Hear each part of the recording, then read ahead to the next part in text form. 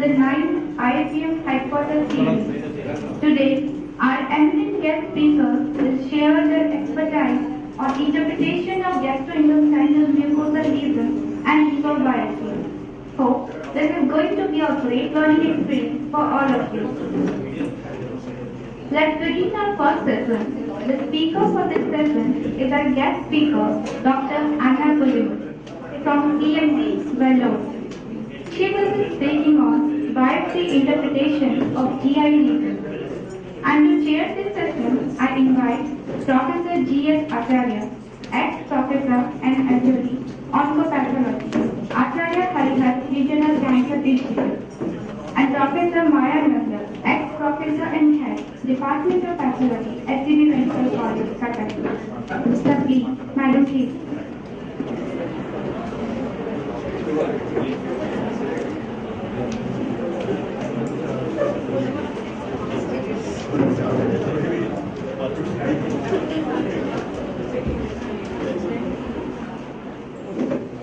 Past President, late Radhakrishnan, or President Dr. Abdullah Alam was never introduced by where they were born, which schools and colleges they learned, how many research papers they published, and so on. Dr. Radhakrishnan is well known as a great philosopher for his contribution in the field of philosophy. Similarly, Dr. Abdul Kalam is well known as a missile man for his contribution to the development of missile technology in India. Similarly, our chief speaker of this first session does not need an introduction as to from which village he was born, who were his parents, or what schools and colleges he went through, or the number of papers he published. She had her PhD degree in inflammatory bowel disease from CME Vellore. I do remember when I was studying in school and my college days, somebody getting a PhD, his photograph used to come in Samaj, our daily newspaper, which was very important in those days. Seeing such a paper, I used to feel this lady or the gentleman must be a very highly intellectual person.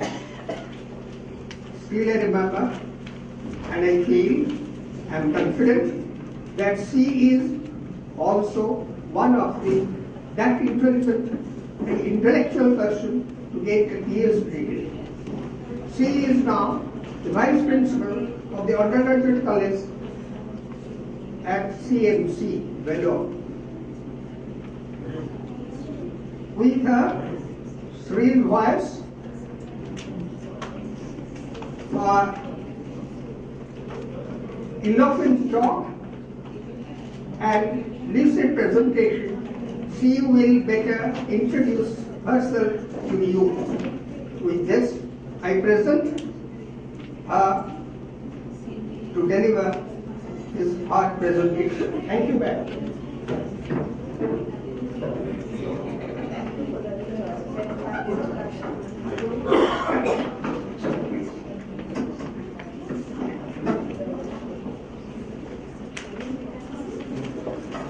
Thank you for that very kind introduction. I'm sure I don't deserve those words, but anyway, we start.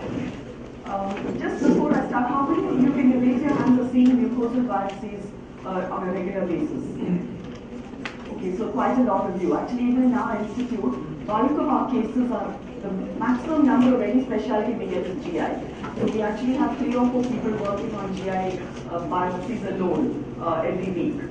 So I'll just start with an overview. I'd like to thank Dr. Asranthi first and the organizers of this conference for inviting me to be here and their kind hospitality. This is my first visit to Cuttack, so I'm really delighted to be here.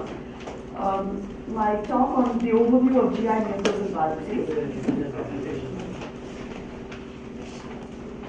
It's difficult to do justice to this topic in 1 hour, but I'll do my best. And if I'm exceeding time, I request you to tell me to stop. I just stop at that point. But basically, I'll be covering an approach to evaluating any kind of GI mucosal biopsies, and then refer to some of the key pathology that we see in the different sites. So if you really want to get the most out of your mucosal biopsies, your clinicians must give you some clinical information. So clinical information is very vital, but to tell you the truth, even our clinicians don't give us much information. So once you have understood how to interpret these biopsies, just a few words is enough from them. But the duration of symptoms, whether it's 4 months or 3 years, that makes a difference. Especially in some problem cases, you need to know the duration of history. The endoscopic appearance is very important. So by looking at the endoscopic picture, you can start guessing what are the diseases you're going to be looking for, so that improves our accuracy. It's also good to know where the biopsies come, because I've been covering how biopsies from different parts of the stomach or different parts of the colon are different, and the kind of diseases that affect them are different. So we must know where the biopsy comes from, and then it increases the chance of finding the lesion. The biopsies ideally should include the full mucosal thickness, so the muscularis mucosa should be there. So the other thing is about segmental biopsies. Again, I'm not sure if you all are getting segments in different bottles. Suppose you've taken a biopsy from the body of the stomach and the antrum. They should actually not put it into the same bottle. If you're taking biopsies from the cecum, from the transverse colon, from the descending and rectum, each one of those should be in a different bottle. So I'm not sure if you're charging per bottle, or sometimes that discourages gastroenterologists from submitting more than one bottle. But I would recommend that you encourage them to take segmental biopsies, because in all these diseases, it's useful to have the segmental biopsies. We'll discuss them later. So this is how, this is the set of segmental biopsies that we got from the ileum, cecum, transverse, descending, and rectum. And from this, you can see that all the segments are involved.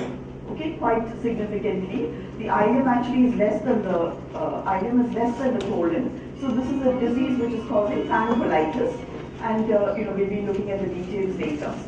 Again, this segmental biopsies show that the ileum and cecum are severely involved, and the transverse colon is hardly involved, and the rectum is working system. The classification is based on where the lesions are located. So if it is in the fundus, it's different. If it's in the antrum, it's different. Based on the morphology, what kind of inflammatory changes, and the etiology. So in this one, in this reporting this gastritis according to the updated CME system, you start off with the etiology of the condition, then you talk about all the inflammatory changes and which part of the stomach is affected. So ideally in this system, clinicians are supposed to submit 3 bottles, 2 samples from the body, 2 from the antrum, and 1 from the incisura. This is because many lesions actually start at the incisura. H. pylori, IBD, these kind of conditions, they start with plasma cells. But this is a case where there is a mild chronic inflammation, especially because inflammation is going into the deep part of the mucosa. In the normal gastric mucosa, inflammatory cells are only in the superficial part. If they go into the deep, then you know that there's a chronic gastritis.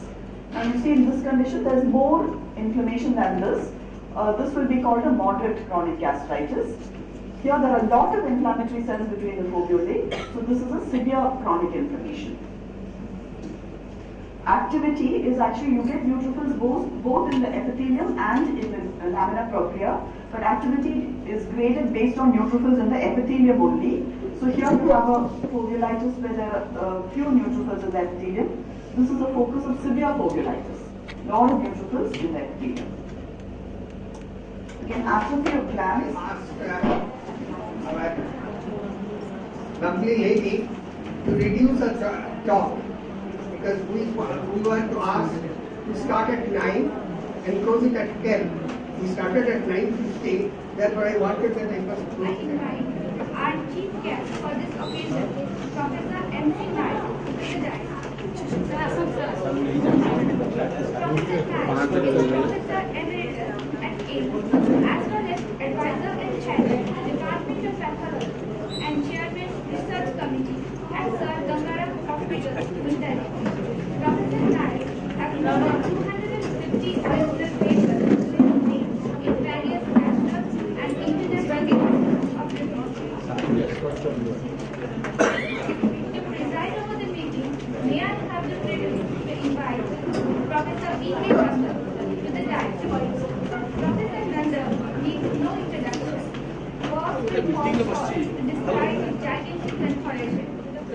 is a well-known figure in the world of pathology. Professor Mahapatra has publications in many national and international journals to his credit. Recently, he has been offered the post for HOD, Department of Pathology at AIIMS Bhubaneswar. So let's congratulate him. Now, I request Dr. Asaranti Karak to come to the dais. Dr. Karak. खाली कंटाटे लगे हम तो कहीकि बैनरटा खाली कंटाटे गेंजा हम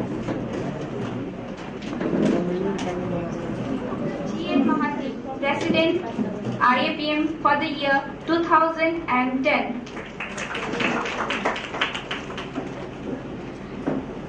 Dr. S.N. Pradhan, Vice President for IAPM for the year 2011. Now, I request all the dignitaries on the dais to inaugurate the occasion by lighting the lamp.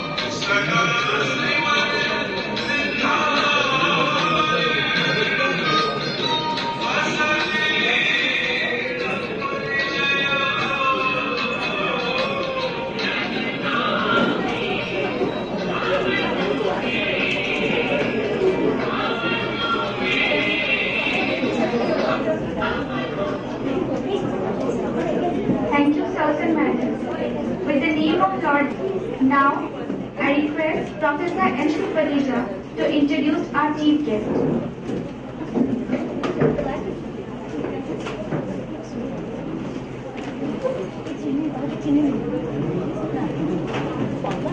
Good morning to all.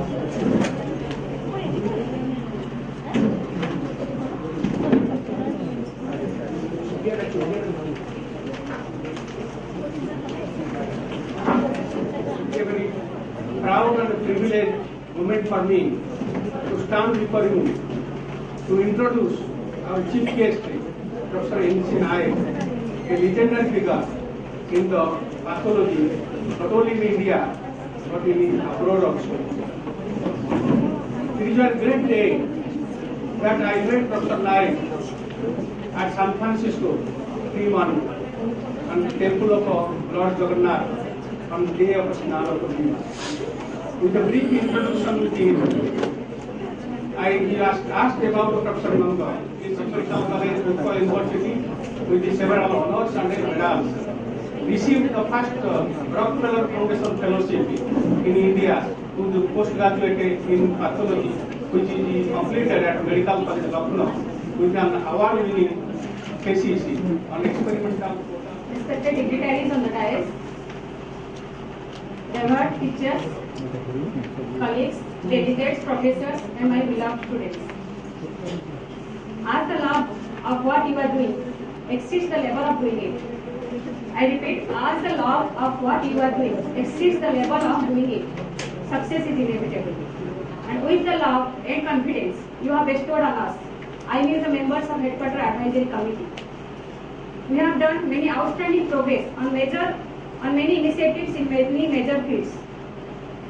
I think I should categorize the achievements of this headquarter, like what we have accomplished so far, what we are working on, and what we are planning to achieve.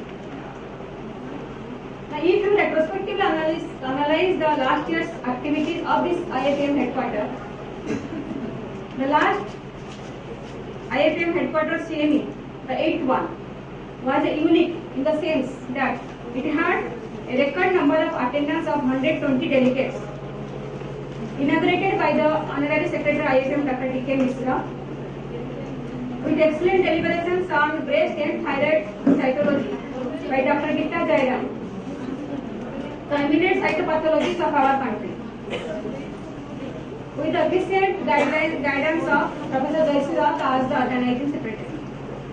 I have already told you, this headquarter has become a busy place with the ongoing activities, like alternatively the meetings of the Headquarter Advisory Committee and the IAPM Club, and the observation of important days in this headquarter like Independence Day, Republic Day, World Health Day, and the Cancer Service Eradication Awareness Day organized by Professor Niranjan Rao. And I must tell you that an effective step to attain success is to convert each roadblock encountered en route to a step, so that you can pile one after another the steps and make a staircase on which you can climb to attain the level of success. We are doing so far same thing, and what we are going to achieve at present are started with the visit of IAPM, President IAPM's visit to the headquarter on 7th September. The encouragement obtained from Professor B.D. Radotra, President IAPM 2012, and the cooperation of Dr. D.K. Misra, Honorary Secretary IAPM, we are able to get a sanction of budget of 10 lakhs for the construction of the lift in this 3-story headquarter building, with remodeling of the building to accommodate space for the headquarter lift. And we have installed the IAPM headquarters website under the registered name of www.IAPM HQ CME.org. That will be installed today here, and it is user friendly, informative, and we promise you we will make it an educational hub for all of us. And I request all the members to visit it frequently and share their cases, their problematic problems faced throughout, so that it can be popular throughout the country. And third thing is, which we are working on is, many conferences and CMEs are getting accredited and getting credit hours. Ours is not yet done, so we have applied to the registrar, Orissa State Medical Council, Bhubaneswar, for accreditation of our headquarters CME. The State Medical Council is in an infantile stage. They don't know about this, but we are not going to leave them sit silently. So we are after them, and I am sure before the next headquarters CME, we are going to get some credit hours like 8 to 10 points for this headquarters CME. Now what we are planning to do? We have to generate some money from this headquarter for the day-to-day activities, to finance the day-to-day activities. For this, with the helping hands from Professor N.C. Parija for the Indian Bank and from Professor Maya Nanda for the Axis Bank, we are trying to open the ATM counter in this building, so that regularly we will be getting money for our day-to-day activities.